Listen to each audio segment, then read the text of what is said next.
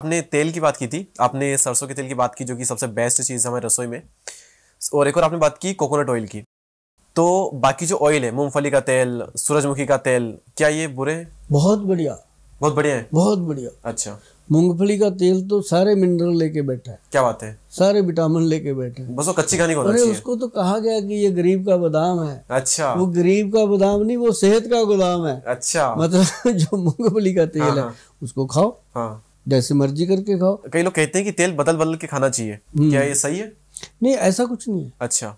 ऐसा और कुछ नहीं मूंगफली है। का तेल माना जाता ये है कि है भारी होता है। कि थोड़ा गर्मी सर्दी में ध्यान रखना चाहिए। हाँ। अब जैसे मूंगफली का तेल है, आप ही ने बताया कि भारी होता है भारी।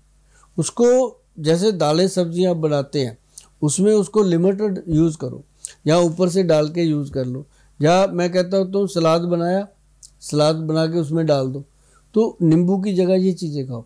अब एक और बात याद आ गई, बताता हूँ। लोग जो कहते हैं पेट में गैस बनती है, आँखों में जलन होती है, पैरों में आग निकलती है, घुटनों में, शरीर में, त्वचा में, स्किन में ऐसे लगता रहता है जैसे स्किन जल रही हो।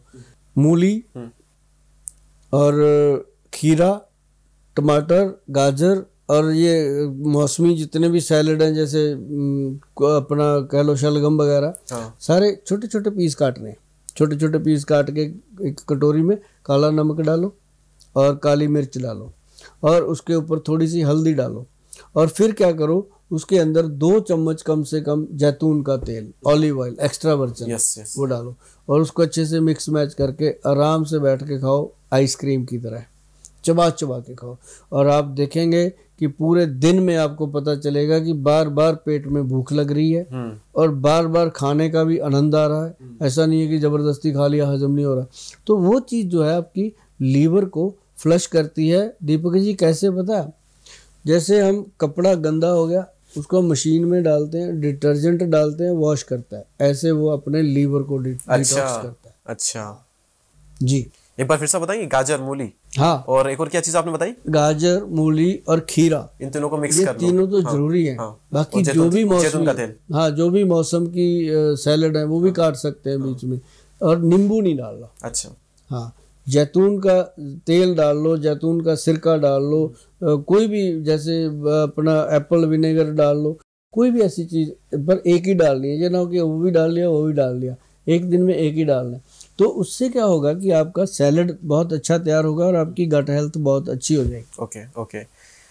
ये तो हमने बात की जो हमारे रसोई में ऑलरेडी ऐसी चीज़ें जो कि सभी बीमारियों का इलाज कर सकती है। हल्दी, जीरा, राई, सौंफ, गुड़, तेल के बारे में हमने बात की, सलादों के बारे में बात की, और भी कई चीज़ों के बारे में बात की।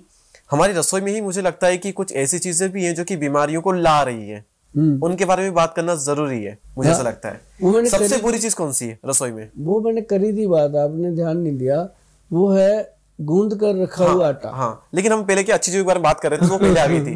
तो उसके बारे में हो गई। उसके बाद में सबसे बुरी चीज, हम आटे को गूंद कर रखते हैं तो वो नुकसान करता है। बासी रोटी नुकसान नहीं करती। एक और फायदे की बात बता देता हूँ, बाद में नुकसान मैंने सुना है बासी रोटी का, बताइए बताइए। जो रोटी मान लो सुबह बना लो, स्पेशल बनाओ इस काम के लिए, सुबह बनाओ, शाम को जब मैं जिस दिन फ्री होता हूँ मैं करता हूँ ये एक्सपेरिमेंट कि 4-5 बजे घर पे जब आप आते हो ऑफिस से, 6 बजे आ जाते हो, 5 बजे, तो आकर के ना वो रोटी को तवे पे गर्म करो, बासी रोटी को सुबह की बनी हुई, हाँ, तवे पे करना, उसमें नहीं, गैस पे नहीं ना, वो उस पे नहीं, क्या नाम लेते हैं, माइक्रोवेव में नहीं। अच्छा, ठीक है। तवे पे गर्म करनी है, तो उसको गर्म करके उसके ऊपर लगाओ घी, देसी घी लगा लो, देसी घी लगा के उसके ऊपर लाल मिर्च, हाँ, और उसके ऊपर नमक डाल के उसको अच्छे से गोल करके मजे से खाओ, साथ में दूध सिप करो। अच्छा, जिंदगी में आपको कैंसर नहीं हो सकता।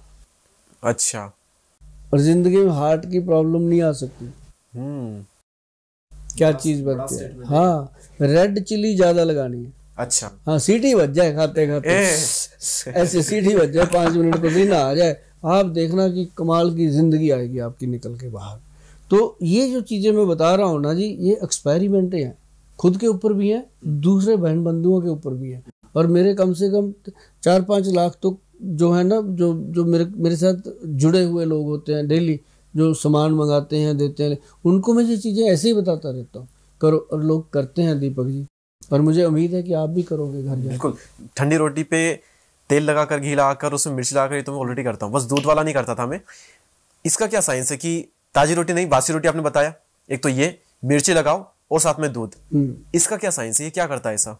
ये एक्चुअली जो हम ताजी फ्रेश रोटी खाते हैं उसका और इसका जमीन आसमान का फर्क आ जाता है, ताजी रोटी और बासी रोटी में। हाँ, जो बासी रोटी है, एक तो उसको जब आप खाओगे आप उसको ताजी रोटी से ज्यादा चबाओगे, समझे ना बात? बिल्कुल बिल्कुल बिल्कुल। वो आपके सलाइवा को पैदा करती है। हाँ। लेकिन एक और बड़ी बात है कि उसके अंदर जो तत्व मौजूद होते हैं, जो बासी रोटी होती है वो पड़ी है, उसने स्टीम्ड हो गई, स्टीम्ड होके ठंडी होती है वो जो स्टीम होके ठंडी हुई है उसके अंदर जिंदा फूड वाली शक्ति आ जाती है।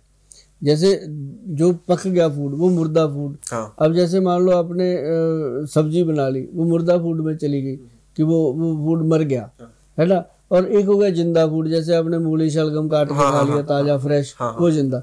तो जो बासी रोटी है वो फ्रेश फूड का रूप ले लेती है, अगर उसको दूसरे दिन खाओगे फिर वो पॉइजन का रूप ले लेती है, फिर वो नुकसान करेगी, फिर वो पेट में जलन, गैस, कट्टे डकार बहुत कुछ करेगी। लेकिन अगर उसको आपने 5-6 घंटे रख लिया, और वो पोने वाला कपड़ा होना चाहिए, कॉटन का सूती कपड़ा उसमें होनी चाहिए, ना कि आप सिल्वर फॉइल में रख दो, फिर तो वैसे ही खत्म। वो जो पहले वाला छाबा होता था उसमें होना चाहिए, फिर देखो मजा। अच्छा ठीक है। लेकिन और क्या, मतलब गर्म रोटी क्या नुकसान करती है? नहीं, नुकसान नहीं करती, बस ये है कि बासी रोटी ज्यादा फायदा करती है। रोटी फायदा ज्यादा करती है, वो भी एक रोटी, ये ना हो कि आप रोज बासी ही खाने। वही मैं कहने वाला था कि अगर वो ज्यादा अच्छी तो डेली वही करते ना, सुबह का खाना शाम को बना लो, शाम का खाना सुबह बना लो। वो एक आधी रोटी खानी, उससे उसके साथ क्या होता है कि हमारा जो मशीन है ना अंदर, वो वर्क करती है। उसको पचाने में आप पहले तो चबाने में टाइम लगाओगे, फिर पचाने में टाइम लगाओ, तो साथ में जब मिर्ची होती है ना, वो हमारे हार्ट की आर्टरीज को खोलती है। अच्छा, बड़ी बात। हमने तो एक बार बताया भी था, एक मेरा प्रोग्राम, वो काफी लोगों ने सुना था कि यदि किसी को हार्ट अटैक आया हो तो उसको लाल मिर्ची खिलाओ। अच्छा। हाँ, अब लोग कहते हैं ये कैसे खिलाएं, मारना, वो तो पहले ही मर रहा है, तो उसको भाई थोड़े से कैप्सूल लो खाली भर के उसको खिलाओ। क्योंकि वो समय ऐसा होता है, हर कोई उस समय कोई भी रिस्क नहीं लेना चाहता। उस समय अगर भगवान खुद आ जाए ना कि तू इसको ये खिला दे ठीक हो जाएगा, वो कह नहीं, जो अंदर डॉक्टर ने बता दिया स्टंट डलेगा तो हम तो डलवाएंगे, तो उस समय ये स्थिति होती है। लेकिन अगर हम साथ में डेली इसको खाते रहें थोड़ा थोड़ा, तो अब लोगों ने क्या किया, लाल मिर्ची छोड़ ही दी, बहुत लोगों ने तो खाते नहीं लाल मिर्ची की, बवासीर हो गई, ये हो गया, वो हो गया। लेकिन ऐसा नहीं होता। हाँ, जब बवासीर हो जाए तब बंद करो, अदरवाइज नॉर्मल लोग खा सकते हैं। अब हम खाते हैं, और बहुत सारी दुनिया अब इतनी क्विंटलों के हिसाब की बनती है तो वो लोग खाती हैं। बस ये जरूर ध्यान रखना चाहिए कि लाल मिर्च जो है घर पे ला करके, साबुत मिर्च, उसको मिक्सी में खुद ग्राइंड करके खाओ, नहीं तो इसके अंदर बहुत कुछ मिलावट आ रही है। अच्छा ठीक है। हम इस बार बात कर रहे थे कि कौन सी चीज़ जो कि खराब है, हम आटे पे थे, आटे से रोटी पे आ गए थे। अभी हमारा ये आंसर स्टार्ट नहीं हुआ है, तो और कौन सी ऐसी चीजें हैं जो कि बहुत खराब है? एक तो बड़ी बात मैं आपको बताऊं, जो लोग खीरा खाते हैं, अगर तो सुबह सुबह खीरा खाते हैं फिर तो वो बहुत फायदेमंद अमृत है। दोपहर को खाते हैं तो वो कुछ नुकसान करता है, दोपहर को भी। हाँ, अगर रात को खाते हैं फिर वो बहुत नुकसान करता है। और जो लोग दारू पीते हैं उसके साथ खाते हैं फिर तो बस बल्ले बल्ले, जहर नुकसान करता है। क्यों? कई लोगों ने, मैंने बताया था पहले उन्होंने कमेंट डाले कि गोयल साहब आप तो ऐसे ही मारते रहते हो, हमें तो 20 साल हो गए खाते हैं, हम कुछ हुआ नहीं। मैं कहा, मैंने बताया, अब खा के देखना, कल पता। और सचमुच जब उनको पता चला, देखा कि यार वाकई ये तो काम खराब हो ही रहा है।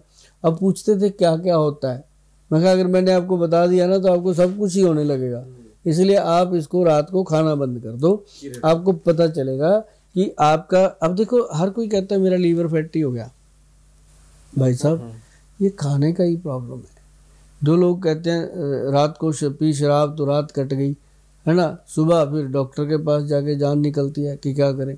मतलब मैं आपको दीपक सीधी सीधी बात बताता हूँ कि जो लीवर का प्रॉब्लम है वो सिर्फ हमारे खान पान का ही एक नतीजा है। अब लीवर फैटी हो गया, ठीक, उसके बाद कोलेस्ट्रॉल पैदा हो गया, फिर ट्राइग्लिसराइड हो गया, फिर उसके बाद बीपी बढ़ने लग गया, फिर उसके बाद कितनी बीमारियां होती हैं वो सारी वहाँ से पैदा होती हैं।